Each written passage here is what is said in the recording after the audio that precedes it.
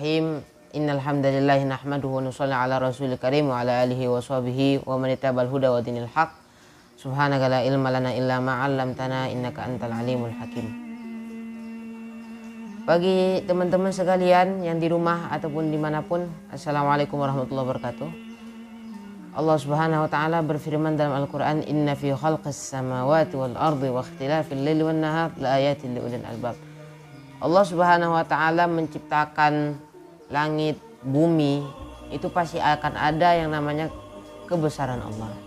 Atau boleh kita lihat dari zaman Nabi kita, itu Nabi Ibrahim alaihissalatu wassalam. Ketika dibakar dia nggak nyangka api itu yang akan mendinginkan, kecuali atas kehendak dan izin Allah subhanahu wa ta'ala. Dan masih banyak lain cerita-cerita tentang itu dari Nabi Ismail, yang dia tidak nyangka kalau pisau itu akan kena ke lehernya kecuali atas izin Allah.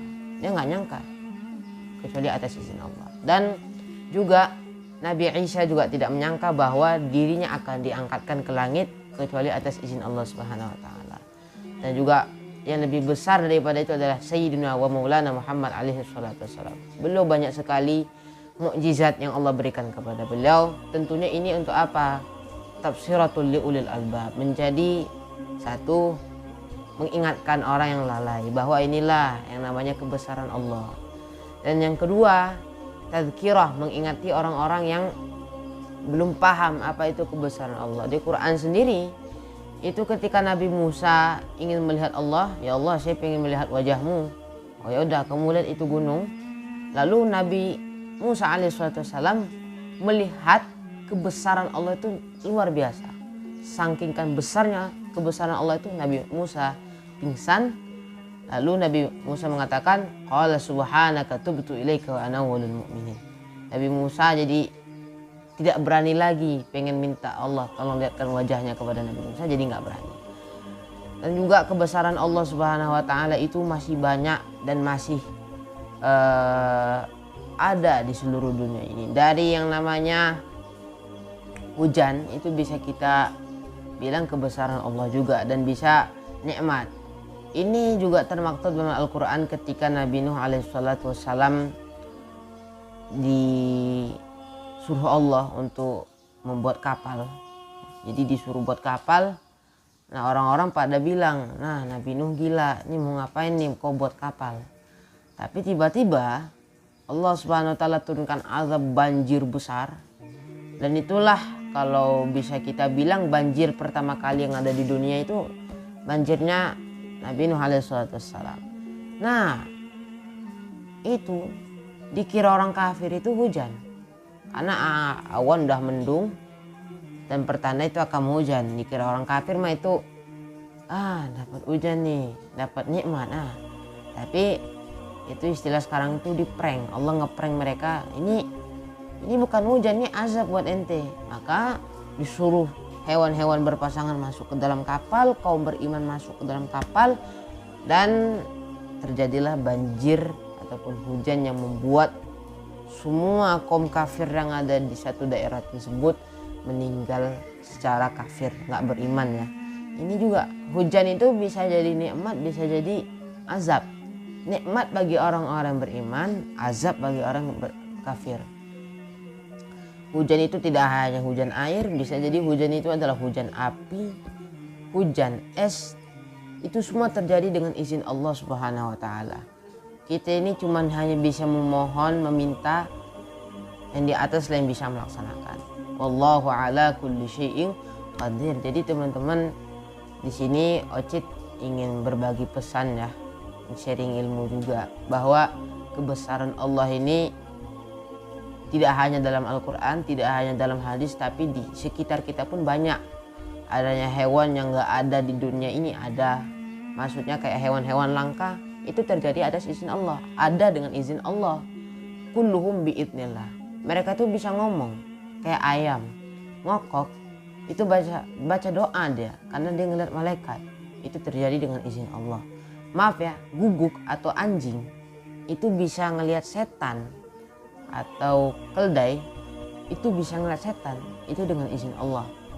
Lalu kalau didialogkan beginilah, setan nanya sama keledai, kok ente bisa ngeliat aneh? aku ridha dengan qada Allah ataupun takdir daripada Allah untuknya, dan aku taat pada tuanku yang punya. Jadi itu semua terjadi dengan izin Allah. Atau misal kayak gimana ya, banyak betul, nggak bisa Acit jelaskan karena Acit sendiri yang mendengar kisah-kisah kebesaran Allah itu kayak Masya Allah, subhanallah, itu betul-betul real, betul-betul nyata kebesaran Allah itu. Nggak bisa kita ungkapin dengan kata-kata, cuma bisa subhanallah, Allahu Akbar. Itulah disebut Allahu Akbar, Allah Maha Besar. Itulah kebesaran Allah. Kalau udah petir, wa yusabbihu ar-ra'du bihamdihi wal malaikatu min khifati. Itu kalau petir, itu mereka sedang zikir. Karena kenapa? Itu memang real disebutkan dalam Al-Quran. Yusabbihu ar-ra'du bihamdihi wal malaikatu min khifati. Itu ra'ad, gemuruh, petir, itu tasbih semua. Subhanallah, alhamdulillah. Jadi ada yang bilang pelangi itu ada habis petir. Mungkin pelanginya ada habis orang zikir, mungkin baca Allah. Semua yang ada di bumi pasti berzikir kepada Allah. Tidak hanya berzikir Allah, mereka pun bergembira, mereka pun senang. Ada lahir orang hebat, seperti lahirnya ulama, seperti lahirnya nabi-nabi. Dan bisa jadi alamnya itu bisa sedih kalau misal ada ulama yang meninggal, ada orang berilmu yang meninggal. Ada yang tanya kepada Rashid, apa memang iya kalau hujan gede serentak itu ada orang alim meninggal dunia? Iya, karena disebutkan dalam kitab beberapa hadis, mautul alim bakatis sama, idza matal alim bakatis sama. Kalau udah orang alim itu meninggal, udah langit akan menangis sejadi-jadinya. Bukan hanya manusia yang menangis, tapi semua langit pun ikut menangis dan alam pun ikut menangis. Jangankan mati, orang dianiaya aja alam sudah marah. Orang berilmu dianiaya, alam bisa marah. Itu terjadi dengan izin Allah. Allah yang ngatur. Nah sini, ente batuk gunung. Misal kayak pohon, angin, putar sekenceng-kencengnya, itu terjadi dengan izin Allah. Maka itulah kita diperintahkan ketika ada hal-hal seperti itu. Kita ucap astagfirullah, ucap Allahu Akbar, la haula wala quwata illa billah. Tiada daya, tiada kekuatan melainkan ada dengan izin Allah Subhanahu wa ta'ala wa 'azama sya'na. Itu dia teman-teman. Jadi kalau boleh dibilang kebesaran Allah itu bisa kita tunjukkan kepada orang-orang ateis. Nah, misal orang ateis itu nanya, kayak mana kebesaran Allah itu? Tunjuk pohon aja. Nah, itu kebesaran Allah. Atau misal hujan. Nah, ini kebesaran Allah. Jadi supaya mereka paham bahwa Allah itu bukan sembarang Tuhan. Allah itu la ilaha illahu rabbus samawati wal ardi. Ada Tuhan selain dia. Dia adalah Tuhan pemilik langit, pemilik bumi. Itu membantah orang-orang yang gak ada pegangan hidup. Ateis itu kan gak ada pegangan hidup. Maka kita kasih. Nah, mau tahu kebesaran Allah? Nih, orang bisa ngapal Quran, itu kebesaran Allah. Karena Quran itu kata, maaf ya, orang-orang non-Islam mengatakan Quran itu tipis, gampang dihafal. Padahal enggak. Inna nahnu nazzalna dzikra wa inna lahu lahafizun wa laqad yassarna. Yassarnanya itu ada dalam Quran. Nah, itu menurut orang tetangga sebelah, Quran itu tipis. Bisa dihafal? Enggak. Allah memudahkan. Allah ngasih ini, itu terjadi dengan izinnya. Yahdillahu may yasha wa yudhillu may yasha. Allah berikan hidayah kepada siapapun yang dia mau, kepada siapapun yang dia kehendaki. Dan Allah bisa juga menyesatkan dengan kehendaknya. Oh ini sesat. Benar. Itulah terjadi atas kehendak izin Allah Subhanahu wa ta'ala. Ini pelajaran akidah kita ya. Ini masuknya nyambungnya ke akidah sebenarnya. Ya, kebesaran Allah. Maka disebutkan dalam sifat 20, wujud, qidam, baqa, mukhalafah, semua itu ada. Semua itu ada dalam diri Allah Subhanahu wa ta'ala.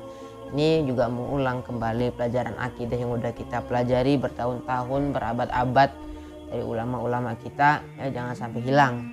Ya, kita baca Quran tapi akidah kita ya begini. Ketika ditanya siapa Tuhan kamu? Allah. Nah, bingung kan?